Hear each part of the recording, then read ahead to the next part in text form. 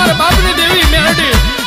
છપરા નદીના ઘાટે બેઠી રાજા રે વિક્રમ ને મળી ઉજ્જૈનની રે મેલડી મેલડી આવો આવો માં કમાતા ન હો મને શેતરતી નહીં મારી રમતમના વડલે બેઠી